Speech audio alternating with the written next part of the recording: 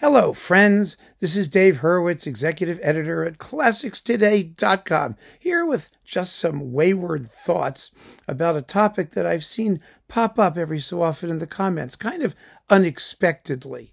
And that's, if we talk about a piece of music that we all like, someone comes in and says, "Oh, that's what I want played at my funeral." And I always sort of scratch my head there, scratching my head, thinking to myself, why would somebody want something played at their funeral? I did a little video about inappropriate music for funerals, which would kind of be fun. But seriously, I don't understand who spends lots of time thinking about music they want played at their funeral, even if it's toward the end of their life. And, I gave that some thought as well, because I figured I was missing something. All these people figuring out what they want done at their funeral. And I understand that. My father was like that. My late father, he spent like the last several weeks, months even of his life making lists of who he wanted his pallbearers to be. And it was very, very creepy. Because we discussed it, you want to talk about it. And then, of course, we got to the actual moment, to the funeral, and the funeral hall took care of all of that stuff. And there were no pallbearers because when we got to the grave, the casket was already there and nobody had to carry anything. There was no hearse. It was all done for us. And so all of that effort went for nothing. And it was kind of ironic, I thought. And I feel the same way about playing music at funerals because, first of all, I'll be dead. And if I'm dead, I don't care. I really don't care what happens at my funeral. A lot of people, I've noticed, and my father was one of them, want to exercise control from beyond the grave. They make all these plans that are going to happen. But the fact of the matter is, when you're gone, you're gone. You have no say in the matter. You're assuming or hoping that the people charged with carrying out your posthumous wishes are going to do everything that you want them to do. I think it's much better if they do what they want to do. After all, they're the ones who are suffering. You're not. You're dead. So let them do what they want. Let them get it over with. Why should you inflict on them from beyond the grave your own wishes? I find that kind of selfish. And, it's amazing to me that people can be selfish even though they're dead, but they can be. And it's a little odd. And the other thing is that, in the Jewish tradition, funerals are very quick.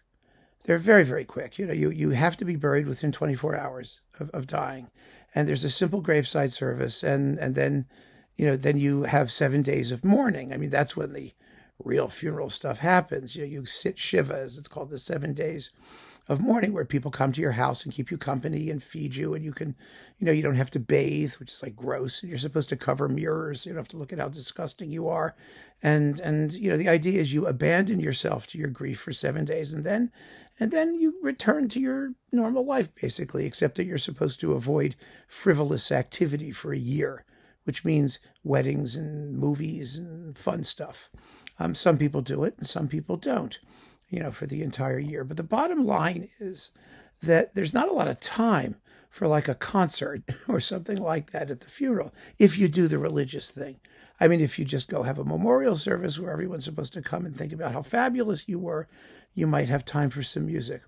But even if you have time for music, what are you going to pick and why? I don't want to be considerate of these other people who may not like what I like, nor do I think that they should have to endure my taste.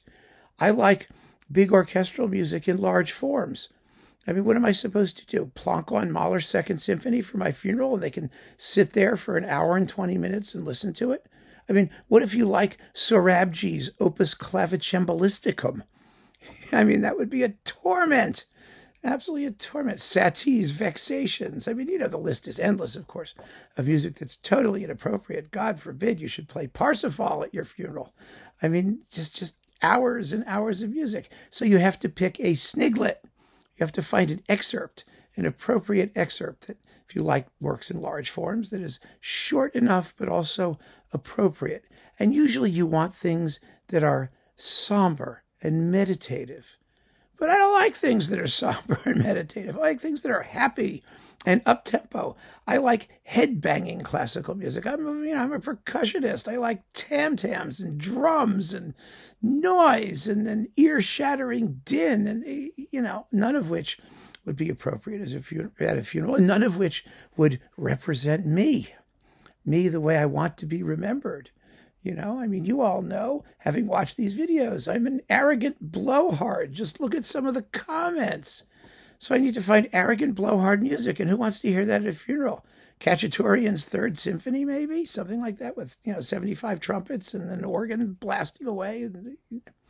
Anyway, I think the whole thing is a little bit crazy, and I do believe it's better to get things over with. So after the Jewish funeral, after you're stuffed into the ground in a simple pine box or a shroud, it's a very beautiful way of actually burying somebody, I think, and saying goodbye. I think, But once that's done, you go back and you have your party. You eat.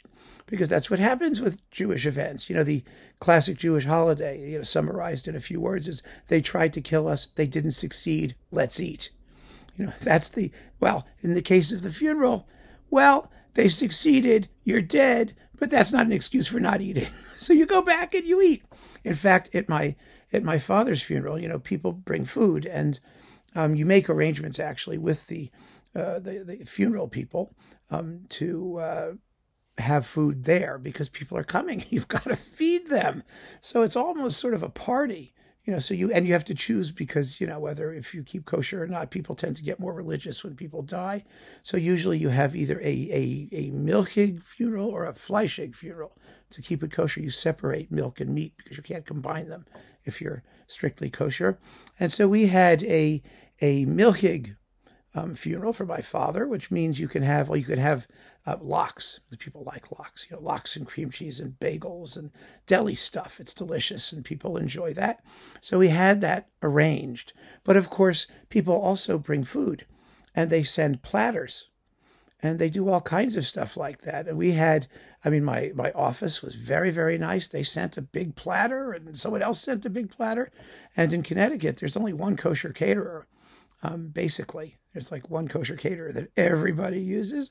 So you get the same platter. So we got the same platter over and over again. But the best part about it was that at my dad's funeral, the caterer got mixed up and they brought us someone else's platter, someone else's funeral. The guy's name was Mr. Klotzer. I remember this quite vividly because we got this enormous platter, but he was having a fleischig funeral, a meat funeral. So we got this huge deli platter of cold cuts and stuff of meat, which was very out of place at my father's funeral. And we looked at the card and it was, in memoriam, I think his name was Bernard Klotzer. And we were mortified, literally mortified. Yes, it was appropriately mortified. So I called the caterer.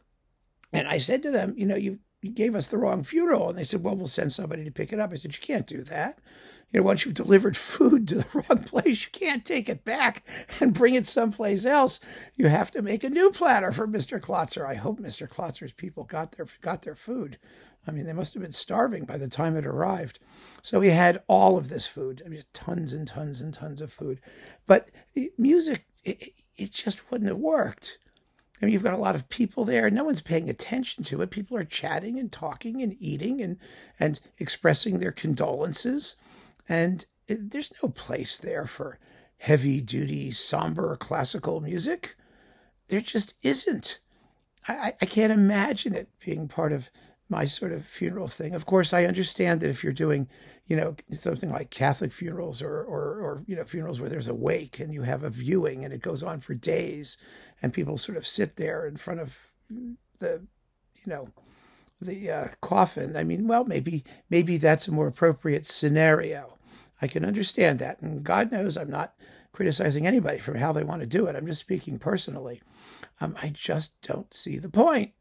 And I really am very happy about that because it saves me a great deal of aggravation. I would have to sit and think about it and plan it like my father did. And, when I'm gone, may all come to nothing. Or somebody might actually do what I want. But then if they do what I want, and they don't like it, why should I inflict more suffering on people, who theoretically are upset at the fact that I'm gone? I mean, some people may not be upset at the fact that I'm gone. I mean, either way, it's a penance. It's a penance for them. And so, I just, by way of conclusion here, and not to belabor the point ridiculously, I don't want music at my funeral at all. I don't even know if I want a funeral, let alone having music there. And I do find this idea of, trying to control the situation from beyond the grave kind of a little bit, pretentious, just a bit. My father was a control freak. He wanted to control everything from beyond the grave or before he was beyond the grave. I'm not that way. When I'm gone, it makes no difference. I don't care what happens. You can do whatever you want. But, let's skip the music and get it over with. So keep on listening, friends, while we're all here to listen. That we can do. Enjoy it while we're all present and in attendance. Take care.